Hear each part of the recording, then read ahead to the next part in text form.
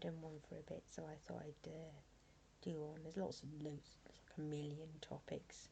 If anybody thinks of a topic they want me to talk about, or anything they've got to add themselves, and just pop a comment and I'll chat about it or find out about it. There's a topic I haven't actually covered yet, and that is imposter syndrome, and it's something extremely common amongst us autistics. It is going to happen. It's obviously going to happen. Growing up, that quite a few of us had, particularly my age, 50, we haven't been living through a time where there was any kind of widespread understanding of autism. So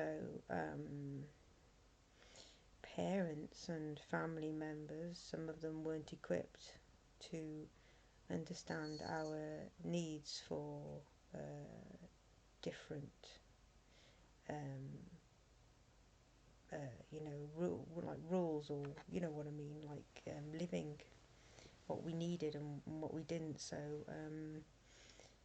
you know, and some of it, probably quite a bit of it unintentional, but it hasn't helped us, and it's going to create imposter syndrome. And I know it's a challenge. I know it's another battle to get through. But I just don't want you to feel bad about that, because that's not your fault that that's happened to us. I've got it. And it shows itself in a few different ways, imposter syndrome. So even if you're good at something, then you can feel like you don't deserve the praise you get for when you do something good. It's the conditioning from growing up, our uncertainty of why we feel what we feel, and being told it's not, we shouldn't feel that, and it shouldn't be like this, and don't be so sensitive, and stop being a drama queen, and all those negative impacts. It's programming. It's going to make you doubt your own success then, isn't it? So I think part of recovery from that can be acknowledging that that's why that's happened. And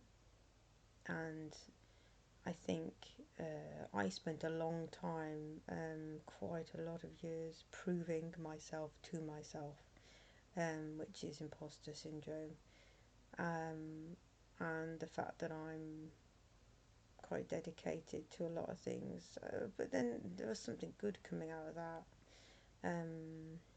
which is I've managed to achieve quite a few things, which now I can look at and I think, yeah, actually, I have managed to. But through it was to prove my lack of self-worth, and the fact that, some of the things I did, I'm like, ooh, took my cake decorating, it's taken quite a few years for me to realise actually I'm quite good at that, and before I had to prove it, and maybe this is part of therapy, is proving it. I was talking to someone the other day, and they were saying they'd suffered quite badly imposter syndrome, and they had many amazing opportunities ahead of them, and she didn't know that this is a common trait of ours.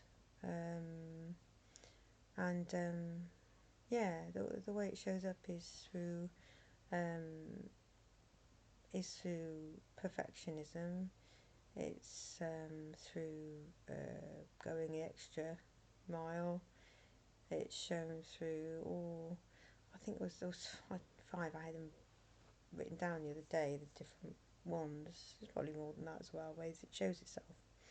And maybe you can look it up, imposter syndrome, and it might be you. It's going to be a lot of us. But through the right kind of care for yourself and maybe people around you, if there are people who are smart enough to understand how to handle something like that. That's another thing you can accept and heal yourself from at some point. But I just wanted to talk about it because some people don't realise how connected some of these things are. Okay, that's what I say about that.